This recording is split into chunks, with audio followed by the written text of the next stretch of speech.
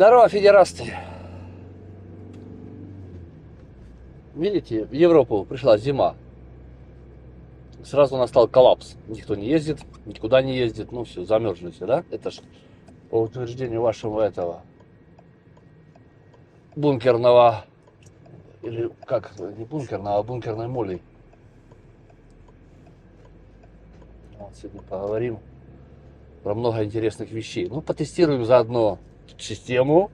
Я тут прикупил камеру, к ней прицепил ресивер, потому что мне не понравился ее звук, как она это записывала в автомобиле.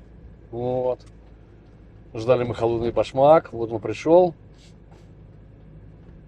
Вернее, холодный башмак пришел раньше. Сейчас пришел этот быстросъемное крепление. И вот оно все к этому крепится. Но у нас маленький дискомфорт по звуку. Там сзади у меня в кунге это нержавейка лежит. Вот она немножко подтарахтивает. Подтарахтивает, или как правильно сказать. Ну ладно, что хотел сказать-то? Я так понимаю, тема яиц-то не раскрыта полностью, да? Ну вот еще один ролик там снял про этот продукт. И у вас опять пуканы повзрывались, блин. Вы мне что хотите тут доказать? Что у вас яйца есть? А что вы мне их доказываете? Я что, не знаю, что ли? Я просто не могу понять, вы что так реагируете болезненно на это? Ну прям вас разрывает аж так вообще, блин. И цену начали писать. Я что, кто-то просил цену? Что хотите доказать? Что, у вас все хорошо? Ну это из области это, да? Санкции лично никого не касаются. Ну а как они могут у вас касаться? Вот, например, Финляндия закрыла границы. Вот. И как оно там, как эта санкция может кого-то касаться из-за Архангельска? Ну, он в Финляндию не ездит. Или как может там коснуться где-то кого-то на Сахалине, блин, который никогда оттуда никуда не вылетал, и вот санкции по самолетам. Ну вот как она его коснется? Он там сидит в своем колхозе, блин, в деревне, городке, блин. Загранпаспорта у него нету, ну и санкции его не касаются. Ну а Питер, например, санкции по Финляндии коснулись. Они же там в Финку ездили, блин, на выходные, теперь не ездят.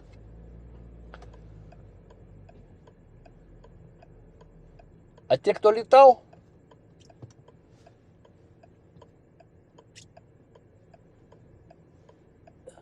в связи с сокращением рейсов и увольнением сотрудников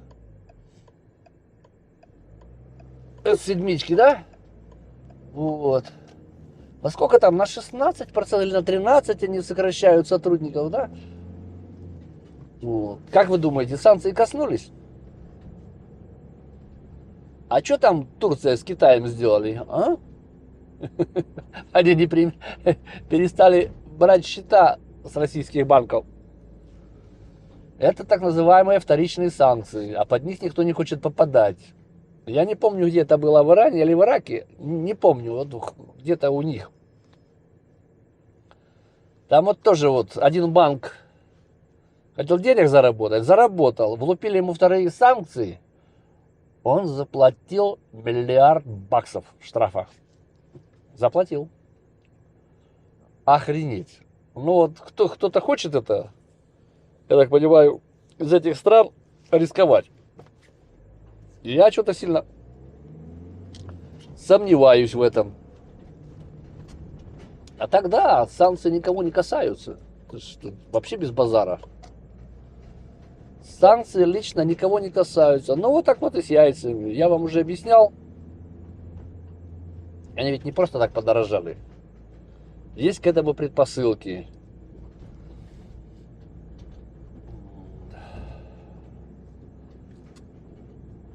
То, что в стране федерастов, федерации, своего продукта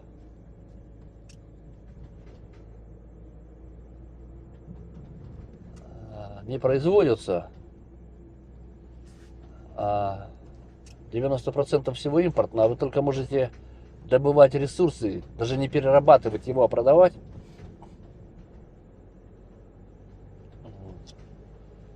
И гордиться можете только величием. А в чем заключается величие? Вы объясняете размером своей страны, но размер и величие – это две разные вещи.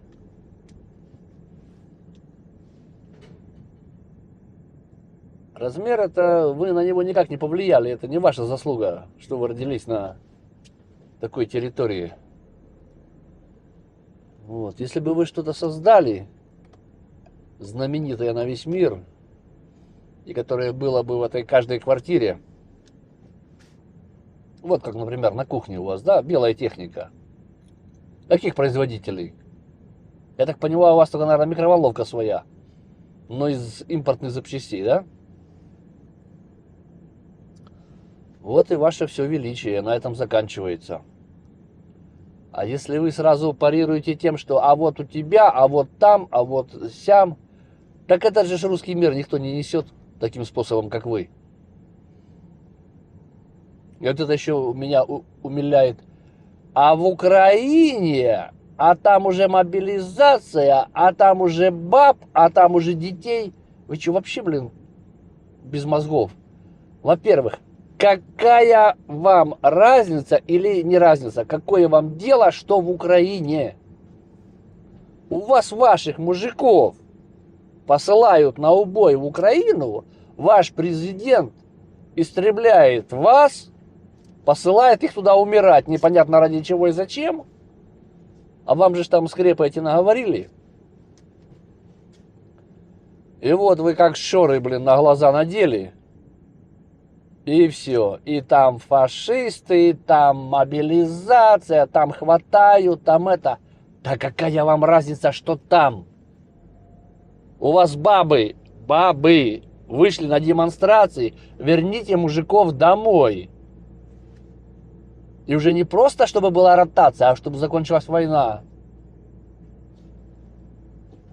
Потому что в вашей стране, стране федерации и федерастов, зэки имеют больше прав, чем обыкновенные граждане. Ну вот, просто чисто теоретически, да?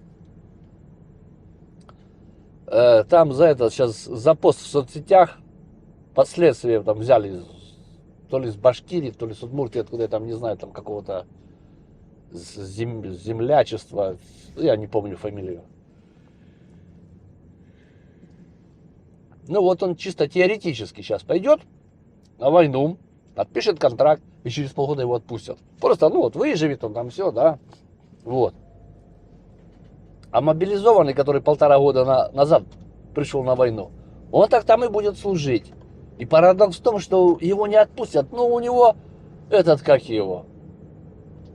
У него вариантов нет, у него нет дембеля. У него есть только смерть, пока его не грохнут. А вы решаете что-то там, где-то там, что-то в другой стране. Да какая вам хера разница, что там, блин. Вы смотрите, что у себя, блин. Куча внутренних проблем. Одних аварий, это же ваша бункерная моль, ну, ваша бункерная моль говорила: мерзни, волчий хвост, да? Говорила? Говорила. Интернет же помнит все, или интернет все помнит. Так, включим темпомат. Ну, круиз-контроль по вашим. Чтоб тут ехало само. Вот. А теперь херак в Подольске авария, да? Так это авария, у вас же централизованная система отопления. Вот. Во всем мире, ну, там, где топят, уже такого нету. Котельные стоят в домах. Естественно, есть и этот, как его, и центральное все, но это еще осталось все со старых этих времен, там, коммунистических. А сейчас уже, когда строят дома, уже такого нету. Ну, ладно, теоретически возьмем, и у вас это построено там со времен коммунистов. Да, но никто ничего не ремонтирует. деньги разворовываются на этом, на, как его сказать, при формировании, да, еще они не спускаются даже до этого ЖКХ или до этой котельной. Ну, а там уже потом латают тем, чем есть. Вот, или там что-то выделяется, оно разворовывается еще раньше. До котельной уже, до самого предприятия доходят, вот, копейки. И поэтому такая авария такого масштаба, что 230 домов там или 200, ну, что-то какая-то сумасшедшая цифра осталась без тепла, это вообще писец. Это полный писец. А вы про Европу переживаете. Ну, ладно, единичный случай, можно было бы понять, там, и даже списать, что это не коррупция, а просто случилась авария. Ну, а следующая такая же трагедия была где? В Липецке. Та же самая ерунда. 170 домов подключили, остальные 40 или там 30, говорят, дней через 5. А потом только херак Новосибирск. Но это только то, что освещалось, потому что там катастрофы огромного масштаба. Прикиньте. И вместо того, я так понимаю, трубы на ремонт теплосетей, вы из них ракеты построили. И грохнули где-то там, куда-то в Украину. А так как вы рассказываете, что вы попали там по, я не знаю, там по этим, как его,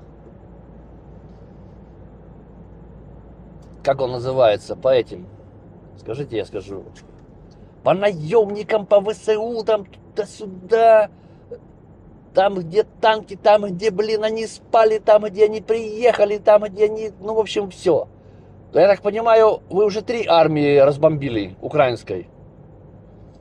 Но Авдеевку взять не можете. 10 лет. Так в чем в чем смысл, федерасты? Неужели в яйцах? Так у вас нет яиц. В полном понимании этого слова. Федерация, она ну, яйца, возможно, есть, я не отрицаю. Там, может быть, цена, может быть, она у вас намного дешевле, чем у нас. Вот. У вас, как у народа, нет этих яиц. Иначе как вы объясните, что продуктивное население вашей страны, у тех, кто с мозгами, те слиняли. Потому что не хотели умирать, идти на убой. Понимали, что оно того не стоит. А заметьте, уезжают лучшие. Вот. А эти ж поехали превращаться в мясной рулет с яйцом в чернозем Украины. Ну вот как это можно объяснить?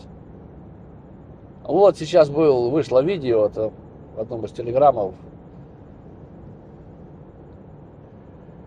В Якутии самолетик приземлился. 26 гробов.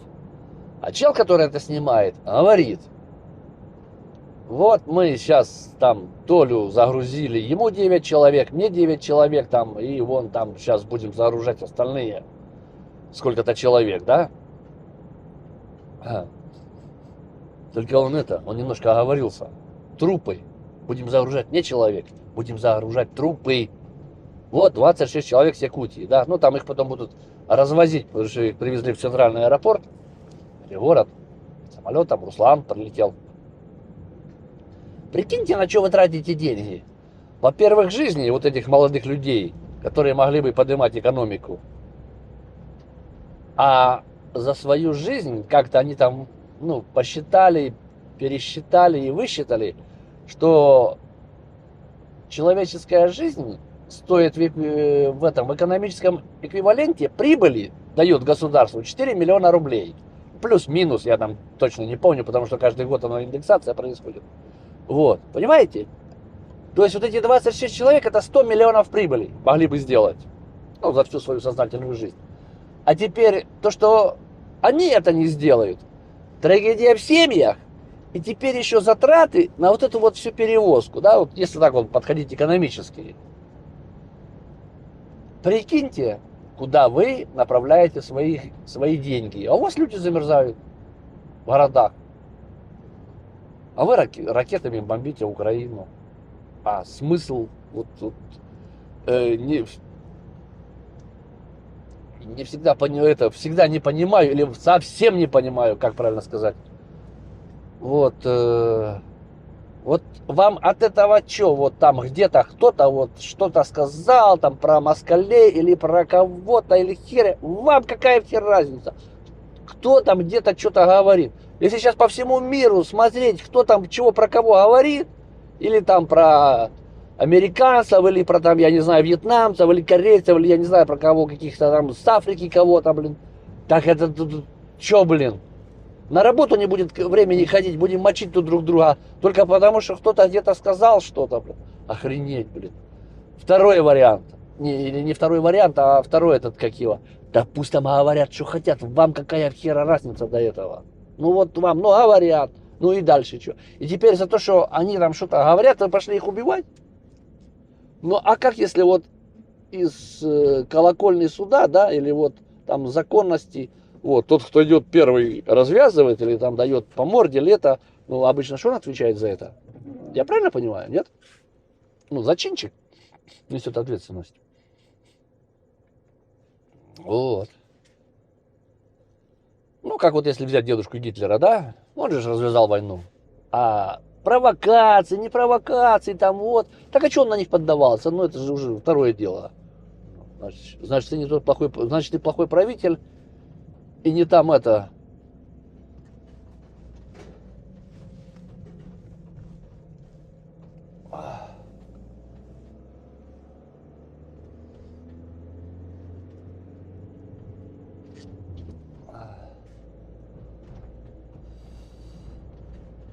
Не на своем месте подаешься на провокации, да? Ты же должен это предвидеть. Ну, вот так вот. Федерасты. Вот такой вот у нас сегодня тест небольшой. И камерой, и экстерного микрофона с ресивером, и холодного башмака.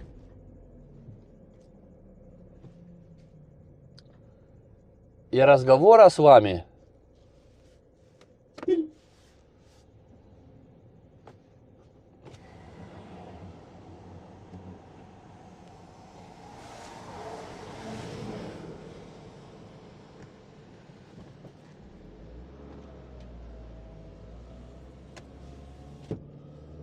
Вот так вот в жизни бывает. А вы все удивляетесь про яйца. Санкции лично никого не касаются. Вообще никого.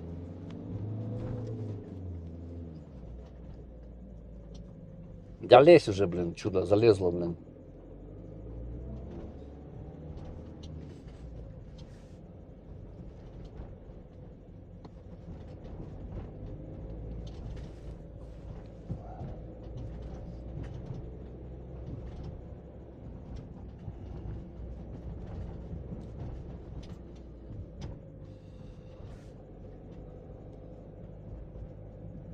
Так, сколько у нас времечко? Уже скоро приедем. Сейчас вам еще бензин покажу.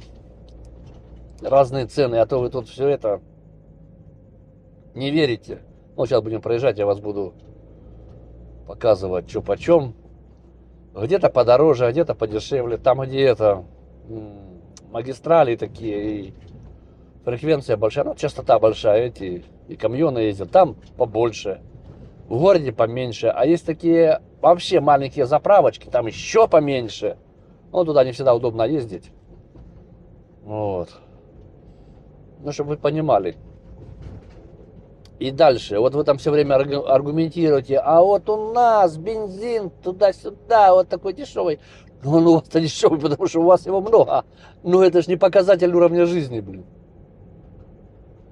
Показатель уровня жизни – это то, что у вас остается после заработной месячной зарплаты, когда вы ее получите, и заплатите все свои расходы, которые вы там должны. Коммуналку, там, тот же бензин на машину.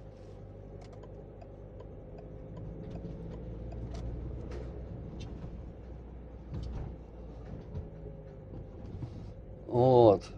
это как его,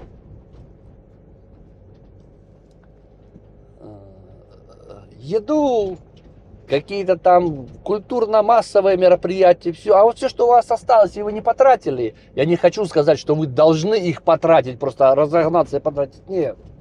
Это вот ваш уровень жизни, если у вас осталось 100 единиц условных, да, 1000 или 10 тысяч или 40, или наоборот вы в минус ушли.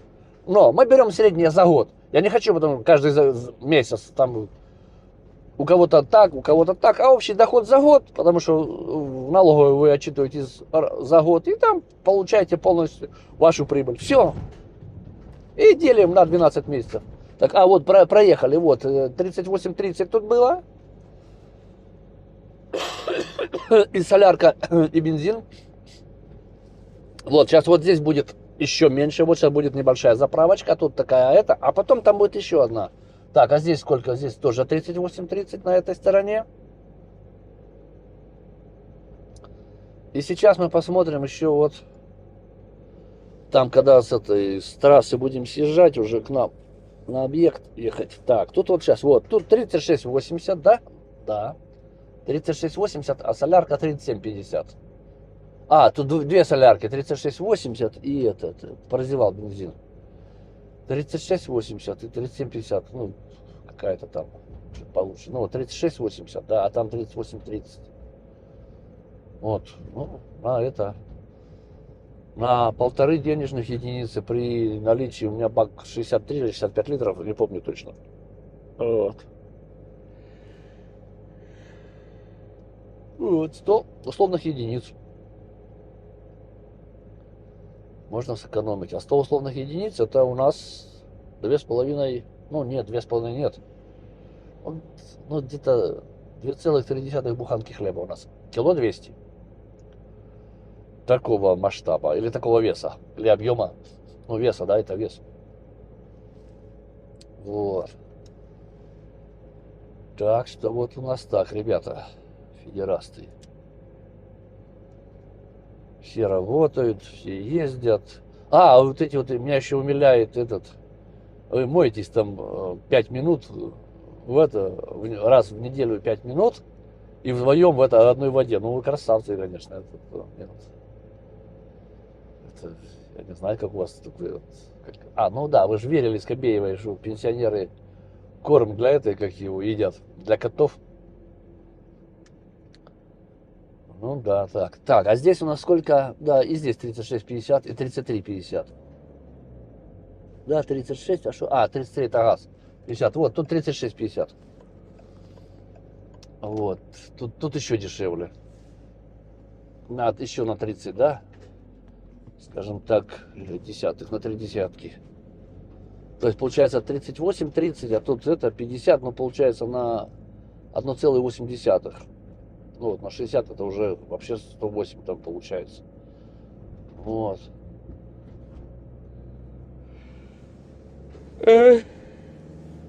Самый дешевый я находил 34,30. Ну там вообще совсем маленькая заправочка. Но есть еще дешевле.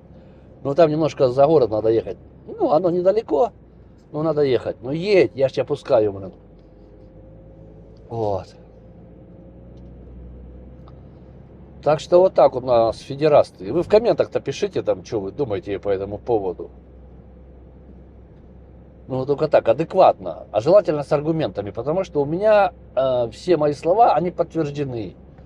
Как моими путешествиями, как моей зарплатой. То есть я все документально подтверждаю. И хотите через банк, хотите через налоговую, хотите через бухгалтерскую вот, программу. Это ж, если уже послал платежный документ, уже все. Вот. Ни изменения в него не несешь. Можешь только удалить его, выставить новый. Вот. А так, чтобы... Но это при наличии, что и там это сделать. Потому что если ты там удалишь, а там подадут... Да что-то оно не сойдется, ну, сори. Вот. Так что у меня это, федерасты, у меня все слова аргументированы. И это так, я, наверное, сейчас... А, не, замерзла, наверное, не помоет, да, не помоет. Надо это... дворники разморозить. Верхняя часть замерзла. Лед остался на них с вчерашнего дня. Ну, это такое, это детали. Сейчас приедем. Отогреем, почистим. Сколько у нас? Минус 5. Зима пришла у нас, да, вот, зима. Сегодня включал предварительное отопление. И, то есть, не экономит никто топливо. Садимся в теплую машину, автомобиль. С комфортом, как положено. Ой, не надо почистить, потому что он верхнюю часть не берет. Так что вот так вот, Федерастеллы. Интересно, вот когда до вас дойдет вот эта вот вся ваша убогость сознания, что вы не правы. Там еще был такой аргумент. Мы вас выгоним, ну, непонятно кого, с нашей земли. А я спрашиваю, а у вас, говорю, что, земли мало? У вас, если, у вас плотность населения 2 человека на километр квадратный, а если сесть в этом Екатеринбурге и в сторону туда Кемерово поехать,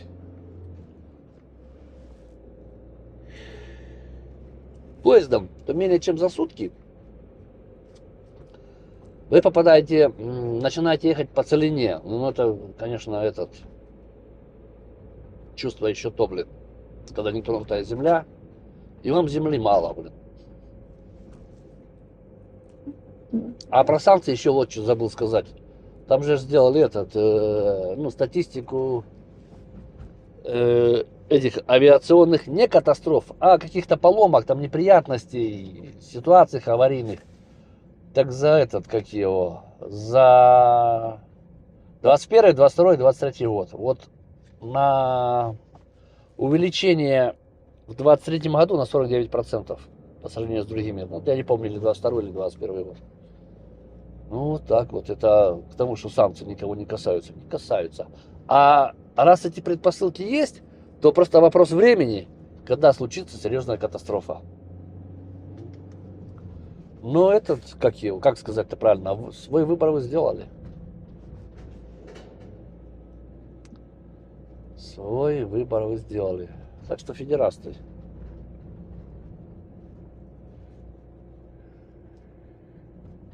могу пожелать вам вслед за русским военным кораблем, ну и самолетом в придачу.